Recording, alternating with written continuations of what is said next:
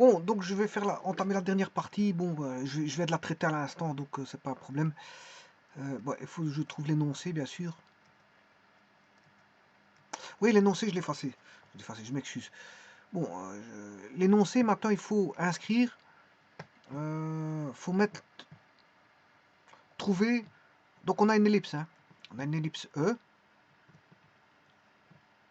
Et maintenant, ce qu'il faut faire, c'est de mettre un rectangle inscriptible dans l'ellipse, mais avec le plus grand, voilà, le plus grand, comment on appelle ça, la plus grande surface possible. Vous devez mettre la plus grande surface possible. Voilà, ça c'est l'énoncé. Il faut inscrire le rectangle de plus grande surface possible dans l'ellipse E. Alors, vous avez compris que c'est un problème d'optimisation. Un problème d'optimisation, c'est ce que je vais faire, je vais optimiser. Bon, l'équation de l'ellipse, c'est une ellipse centrée, hein, je vous le dis tout de suite, c'est x carré sur a carré plus y carré sur b carré égale 1. Alors, je vais travailler sur le premier cadran. Voilà, de toute façon, je l'ai déjà résolu, hein, il est déjà résolu. Je vais parcourir la résolution, donc c'est pas un problème.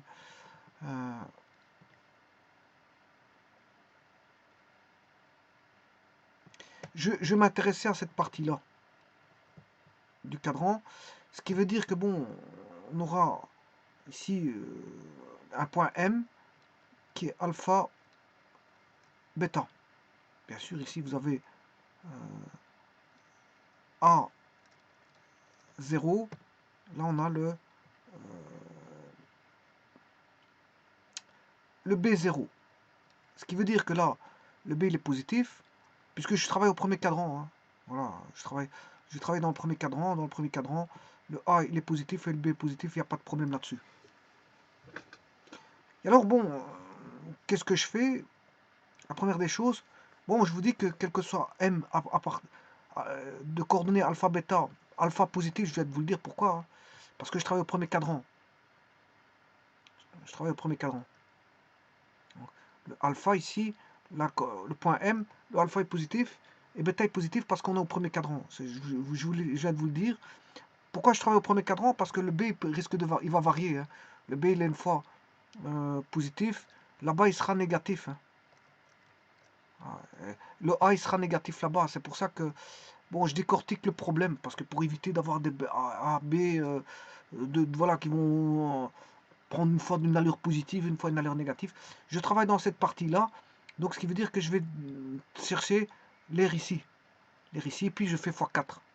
x4, voilà, parce qu'il y a une, deux, trois, quatre parties qui seront identiques.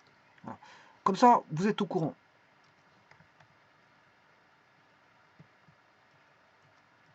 Donc j'ai trouvé l'air là.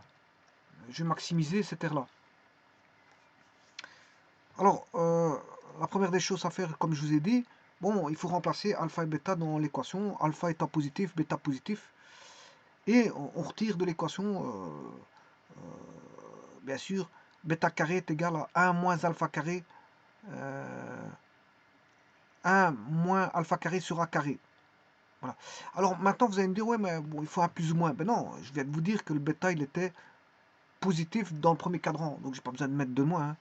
Alors, faire attention à tout ça. Bon, je viens de vous dire que je travaille au premier cadran. Je n'ai plus de problème de signe là. Alpha, dans votre esprit, doit être positif et dans votre esprit, le bêta est positif. Voilà. Alors, sachant cela, mais je connais mon petit bonhomme de chemin. Ici, voilà, je ressors le B carré sur A carré qui vous donne B sur A. Hein, j'ai retiré voilà, le B carré sur A carré. Voilà, ça donne ceci. La surface à deux variables, c'est surface de alpha bêta, c'est 4 alpha fois bêta. Voilà, 4 alpha fois bêta. Alors, rappelez-vous qu'on est toujours au premier cadran, alpha bêta étant positif tous les deux. Ensuite, là, je reviens plus qu'à une variable. Une variable, c'est-à-dire que le bêta, il vaut B sur A, alpha, A carré moins alpha carré. C'est ce qu'on fait dans les optimisations. C'est toujours la même musique. on a toujours deux variables, voire plusieurs variables, on se ramène à une seule variable. Bon, ici, j'ai exprimé le bêta en fonction du alpha. Donc, je n'ai plus que des variables en alpha. J'ai plus que S de alpha. Alors, j'applique la dérivée première. Pour optimiser, il faut maximiser, il faut faire la dérivée première. Donc, ce qui veut dire que B est une constante, vous le savez très bien. A est une constante, vous le savez très bien. 4 est une constante, vous le savez très bien. Donc, la variable, c'est alpha. Alpha. Donc, j'ai alpha fois racine carrée de alpha a carré moins alpha carré. Mais c'est f fois g. Donc, le f', c'est 1. Si je dérive alpha, ça fait 1. Mais il va rester racine carrée de a carré moins alpha carré. Plus f qui est alpha fois g'. La dérivée de g', vous l'avez ici, c'est racine carrée de f. Voilà. Ça fait f' sur 2 racine carrée de f. Bon, ce qui veut dire qu'on aura la dérivée de... bien sûr, le alpha ici, il ne faut pas l'oublier, il est là. Hein, parce que c'est f fois g, c'est-à-dire f'g plus fg'. Et ça, c'est le f qui est là. Ne pas l'oublier, fg'.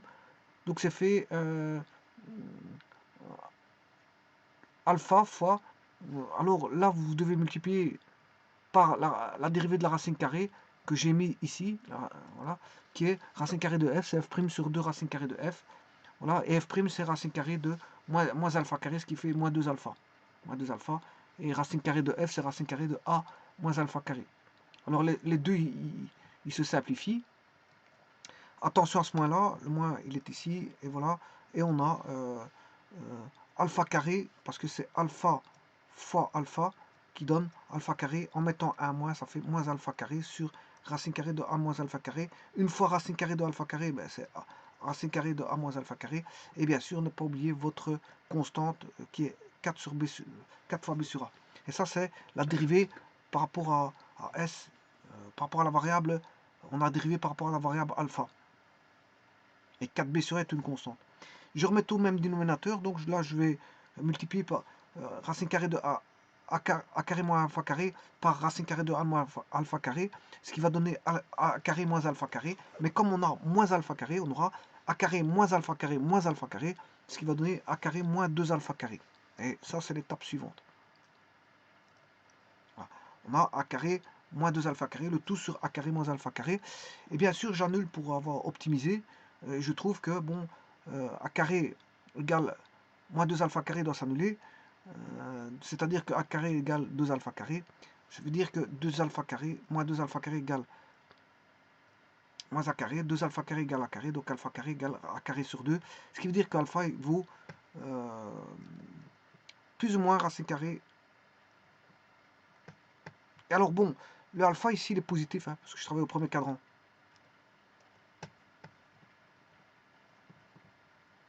Alpha égale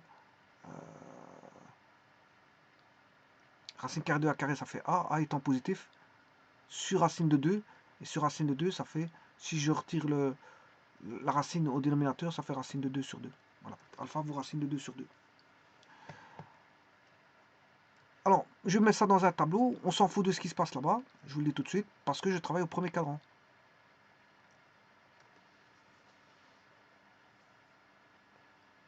Alors, les limites, bien sûr, le alpha va varier de a à moins a. Hein. C'est les limites, vous ne savez pas dépasser ça. Vous êtes en dehors de l'ellipse, en dehors de ça. Hein. Et alors, vous ne pouvez pas mettre a au carré au dénominateur, parce que ça fait 0. Donc, je dois exclure la valeur de a. Donc, le premier cadran, il va aller de 0 à a, mais je ne prends pas le a.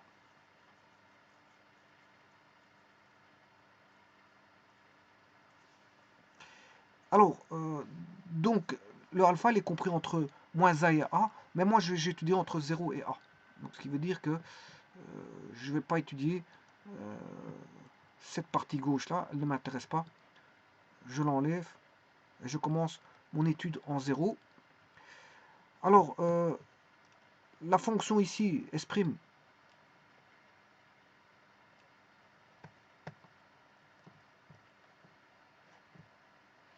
quand il est entre 0 et a racine de 2, en a racine 2, ça vaut 0. Voilà, je vous le dis tout de suite, je viens de le voir à l'instant dans la page précédente. Ça s'annulait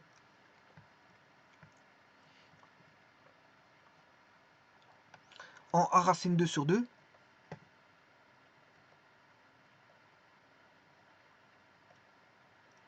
En A racine 2 sur 2. Là, ça s'annule en A racine 2 sur 2. Donc là, on a un extrémum. Et pour savoir si c'est un maximum ou un minimum, vous remplacez pour avoir l'étude de signe entre 0 et A racine de 2. Si vous êtes entre 0 et A racine de 2, au pire, si vous mettez 0 là-dedans, vous aurez A carré sur A carré, racine de A carré sur A carré. Voilà, là, si vous mettez 0, on aura 1. On aura A. Et A, c'est positif. Hein. Voilà. Attention que le B ici il est positif, je suis au premier cadran. Le A il est positif, on est au premier cadran. Le 4 c'est une constante. Tout est positif là, il n'y a aucun problème. Hein, parce que je travaille au premier cadran. Alors si vous remplacez alpha par 0, ben, vous pouvez, il n'y a pas de problème. Vous aurez A carré. Voilà, et sur racine carrée de A carré, ben, comme je suis au premier cadran, ça fait A carré sur A, ça fait A. Et A étant positif, donc de facto, la gauche de A racine de 2 sera positif. On aura du plus ici. Alors, maintenant, ce qui est entre A racine de 2 sur 2, A, et A, bon, racine de 2 sur 2, c'est 1,4. Hein. Racine de 2, non, c'est 0,7, je m'excuse. Un 4, c'est racine de 2.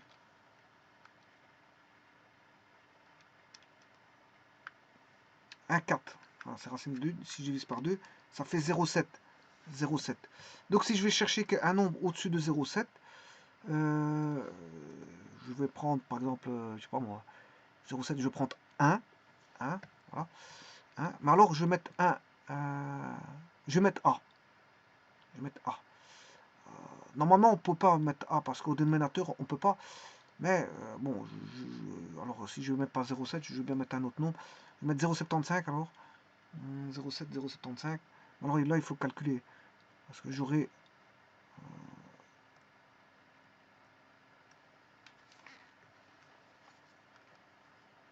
Bon, si je fais A carré moins 0,7... Là on aura 3 quarts d'un carré.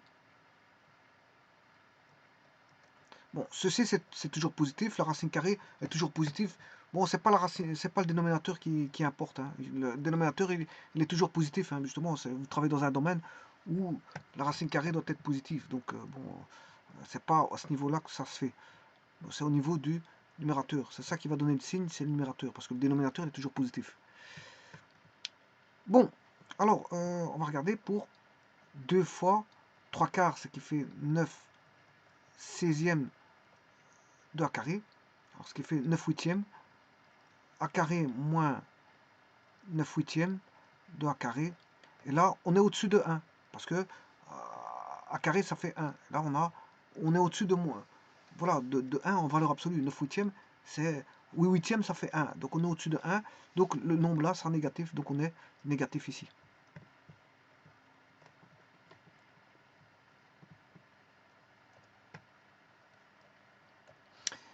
Et voilà.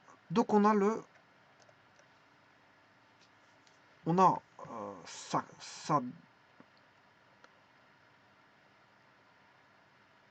croît, puis ça décroît.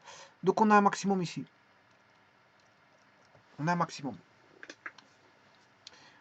Donc on a un maximum en A racine de 2 sur 2, mais n'oubliez pas le B. Donc on a un maximum pour x égale A racine de 2 sur 2. Au premier cadran, bien sûr.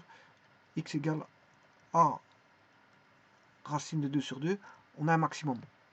Voilà. Donc il suffit de trouver le y pour lequel on a un maximum. Bon, là, il suffit d'aller voir.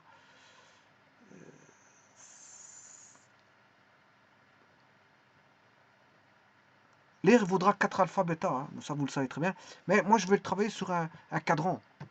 Je travaille sur un cadran, donc je vais trouver sur le premier cadran, ça fera alpha bêta. Hein. Puis il faudra faire x4. Mais de toute façon, l'air je l'aurai automatiquement, c'est pas un problème ça. Ce qu'il y a, il faut le B. Une fois que j'ai le B, c'est.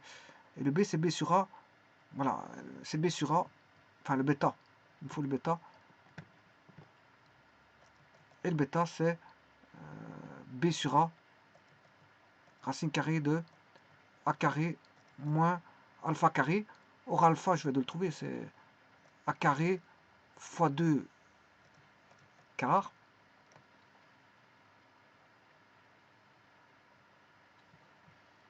Donc, on aura B sur A, racine carrée de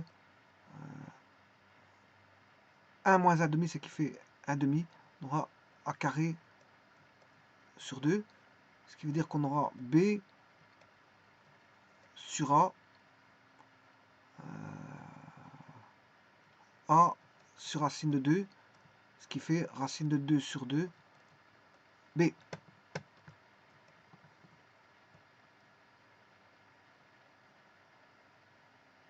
Donc le X,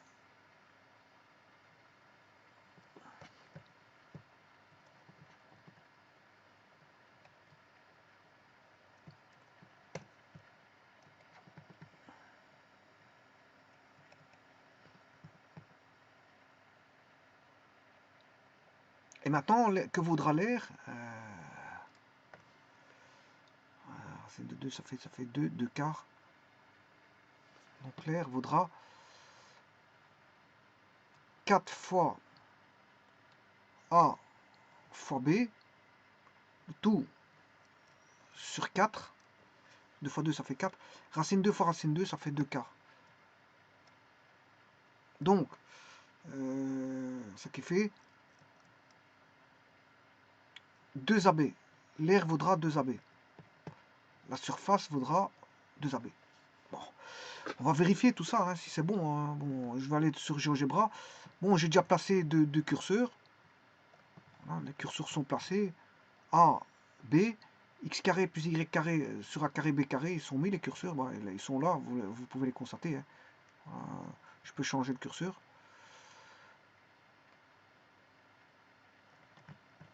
Alors j'ai le point A, qu'est-ce que c'est? Point A, je ne veux pas y toucher. Ah. Bon, j'ai fait toutes les tangentes et tout ce qui s'ensuit. Donc si je voulais, qu'est-ce que j'ai fait? Je vais vous montrer ce que j'ai fait.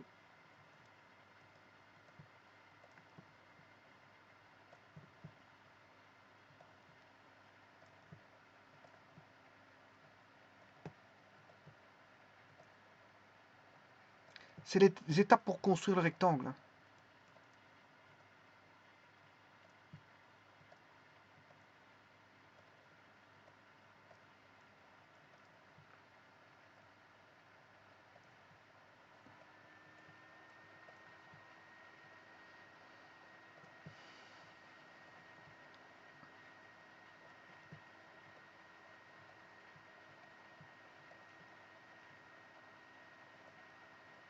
Bon, au départ, j'avais pas de curseur. J'avais pas de curseur, j'avais rien de tout ça au départ.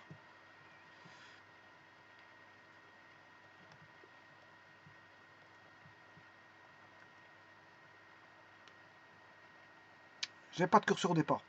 Bon, la première chose, c'est on met un curseur, voilà, qui varie de moins 50 à 50. Pour A et pour le B, un second curseur. Je crée l'équation x carré sur a carré plus y carré sur b carré. J'ai l'ellipse. Alors, le point A, ça c'est pour vous dire que c'est le fameux petit a du premier cadran, c'est-à-dire un des sommets. Et un second sommet, ouais, ça c'est celui-là du bas. J'ai pas besoin de deux sommets. Hein. Donc celui-ci, je peux l'effacer. Alors, ça c'est le troisième sommet. Il en manque un. Enfin, il manque un sommet. Enfin, c'est pas grave. Peut-être qu'il va apparaître après. Bon, là, je fais une tangente comme ceci. Une tangente comme celle-là. Tangente DC. Voilà. Alors, il manque un point. Je vais le mettre tout de suite.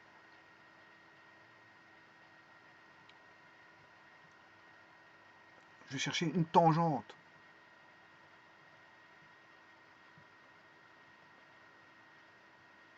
Oui. Mais il faut que je mette un sommet. Intersection de l'ellipse avec l'axe X. Voilà, il m'a mis le point G cette fois-ci. Et maintenant, je peux aller chercher une tangente avec l'ellipse et ce point-là. Et de cette manière-là, je vais construire un polygone qui est un rectangle. Mais le rectangle est extérieur ici, hein, c'est pas un rectangle inscrit. Hein, ne confondez pas avec le rectangle inscrit. Bon, le E, je ne sais pas ce que c'est. De toute façon, il ne sait pas ce que c'est. Le F, c'est un point. Ça, c'est une bêtise. Hein. J'ai mis ça pour étudier le signe. Bon, j'ai pas besoin de ça. C'était pour étudier le signe, mais voilà, c'était pour étudier le signe.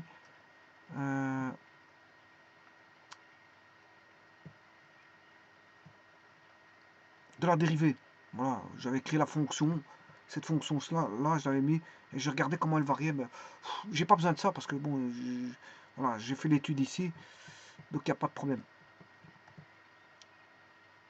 Donc, je disais, on est arrivé là. Ça, c'est le fameux a racine de 2 sur 2. Hein, vous le reconnaissez.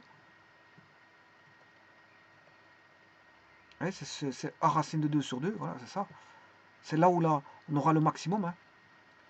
Voilà. Donc, je le place. Je vais le placer, a racine de 2 sur 2. Normalement, il doit avoir aussi moins a racine de 2 sur 2, je vous le dis tout de suite. Et ça, c'est le Y. Le Y, voilà, il se trouve bien à l'intersection. L'intersection, elle est là. Voilà, ça, c'est l'intersection. Ensuite, bon, ça, j'ai pas besoin, parce que j'ai déjà une intersection. C'est K. Bon, celui-ci, j'ai pas besoin, j'ai déjà une intersection qui est L. C'est J. Ouais, j'ai déjà une intersection qui est L. J'ai pas besoin. K'. Ouais, c'est le symétrique, ça. Ok. Là, je vais chercher le point Q, j'ai besoin. Intersection C à l'axe Y. Je l'ai déjà.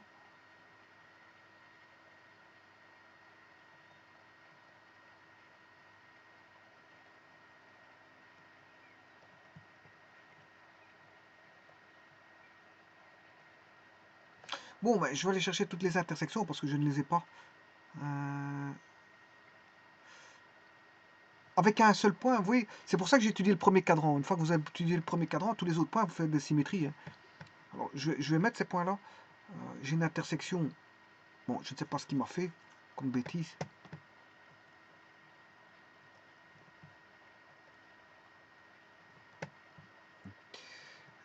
Je prends une intersection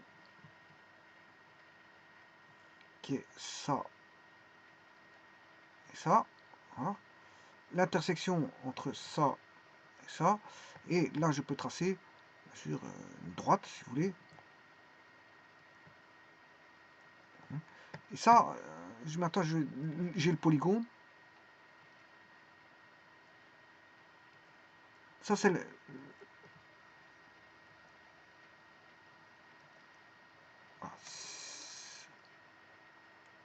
On a le carré, le rectangle extérieur. Alors, je vais mettre aussi le rectangle extérieur, hein, polygone, qui est intersection ici, intersection là, intersection là, intersection là, intersection là. Bon, l'air de celui-là, il est facile. Hein. L'air de l'extérieur, vous avez, c'est A fois B. A fois B.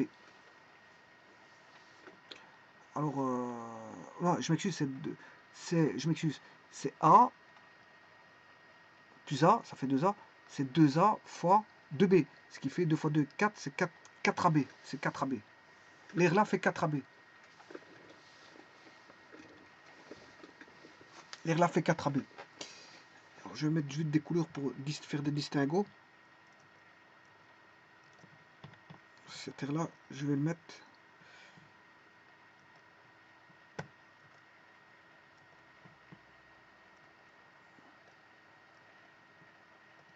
Et celle-ci,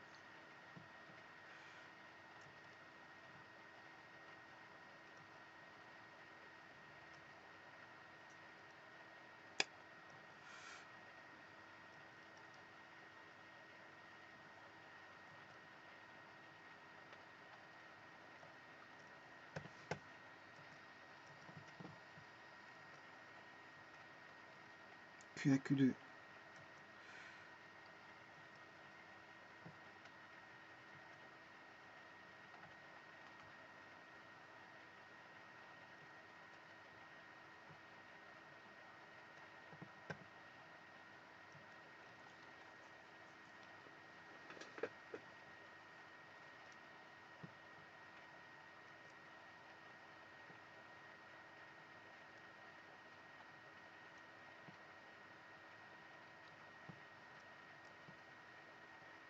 Est-ce que j'ai un quadrilatère ici? Parce que bon, je veux bien, mais...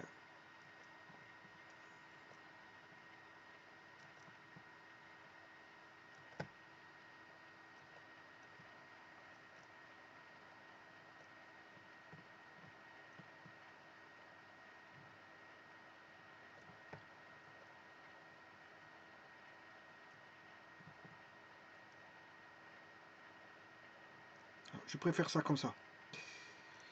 Voilà. Alors, bon, son air vaut 44. L'air vaut 44. Sachant que... Je vais mettre...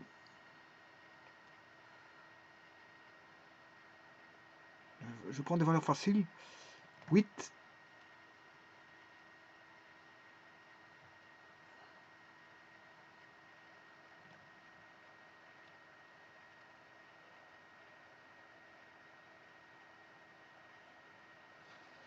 Je ne sais pas ce qu'il m'a fait, mais... Le ELQ vaut 0.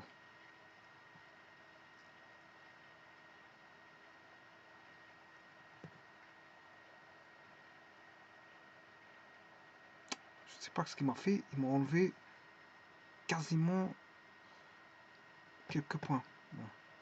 Polygone.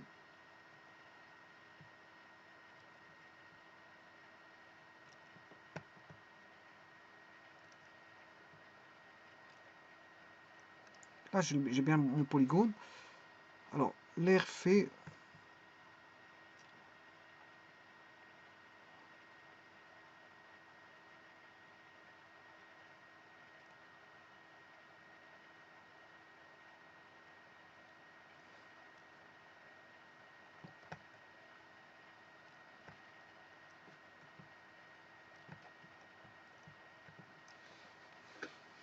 Alors, je vais effacer quelques petits trucs parce que bon...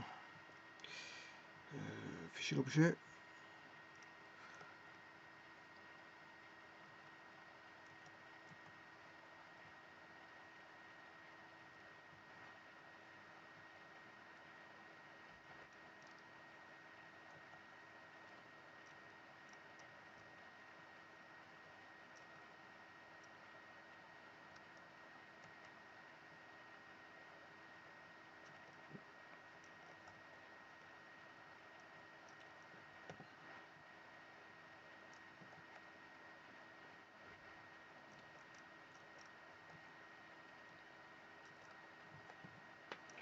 Voilà.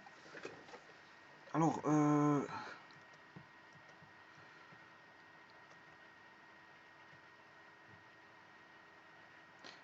voyons voir si on a déjà un cercle. 6, 6. Voilà. On a un carré. 6, 6, on aura un carré. Bon, je vais calculer ça. Bon. Je prends A plus grand que B. 10. 10. Je prends 10. Voilà. Donc, l'air il fait...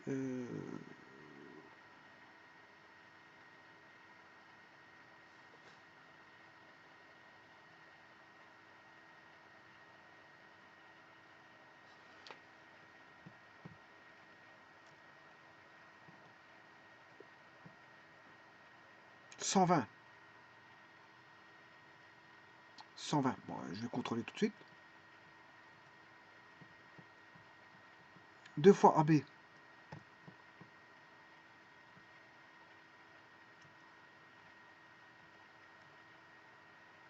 6 fois 10, 60 fois 2, 120. C'est juste. Il fait 120. Donc c'est 2 AB. L'air fait 2 AB. Je peux en prendre un autre. Hein. On va prendre 15. 2 AB, ça fait 150 fois 2, 300. Allons voir. Voilà, Q4 fait 300. Voilà, l'air, il vaut 300. Donc, je vais pouvoir l'écrire. La maximisation donne une aire de... Alors, bien sûr,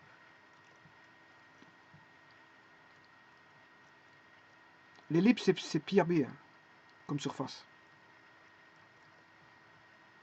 La maximisation du rectangle inscrit.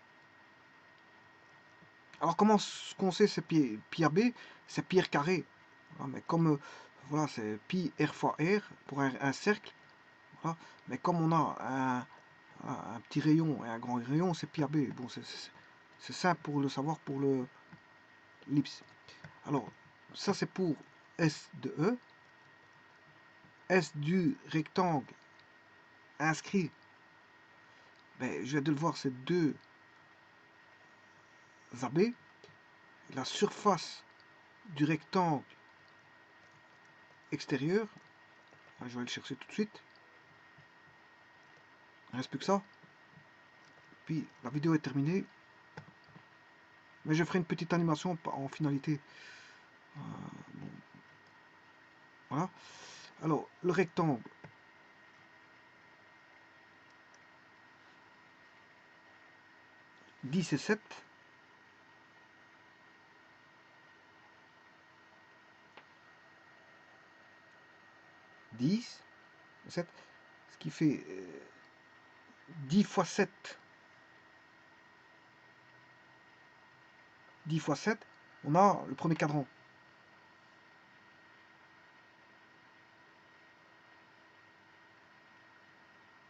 Donc 10 fois 7, ça fait 70, 70 fois 4, donc c'est 4 fois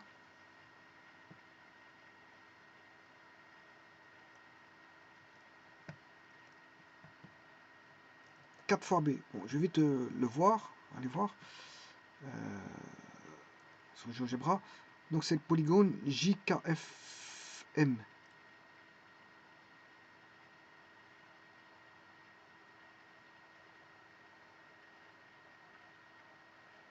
Donc ce qui fait, on va dire, 10 fois 7, 70. 70 fois 4, 280. Donc c'est 4 fois 2 pi RB. 4 fois. Donc tout est correct. Voilà, ça c'est le rectangle extérieur. Donc ça veut dire que celui qui est inscrit au maximum, il est la moitié de celui de l'extérieur. Voilà.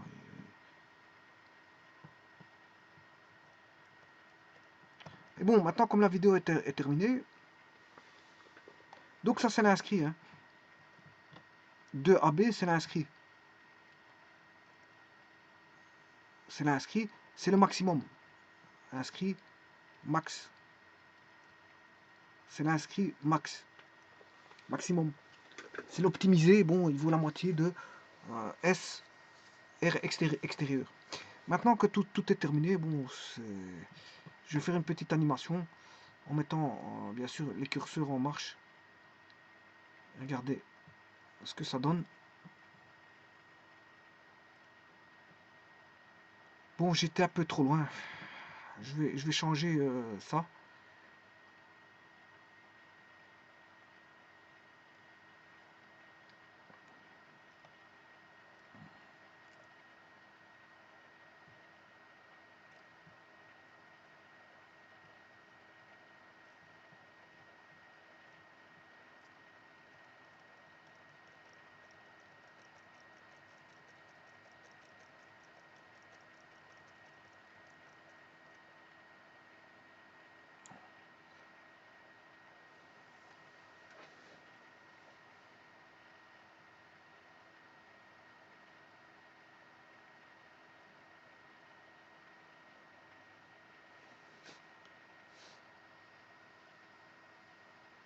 Oui.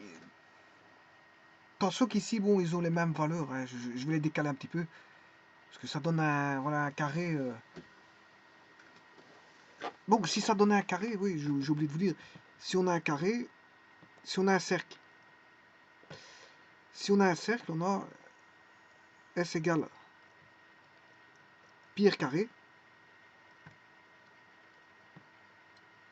Là, la surface inscrite fera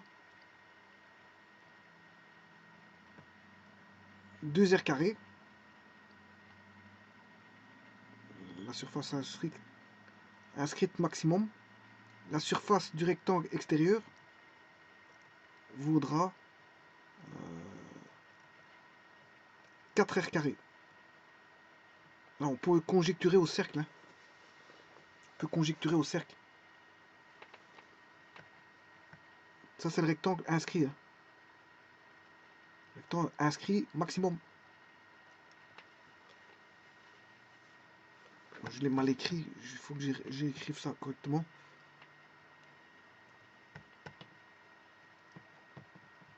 La surface du rectangle inscrit maximum pour un cercle. Pour un cercle.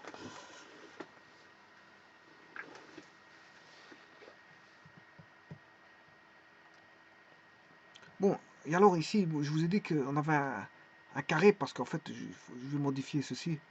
Voilà, je vais un petit peu tricher parce que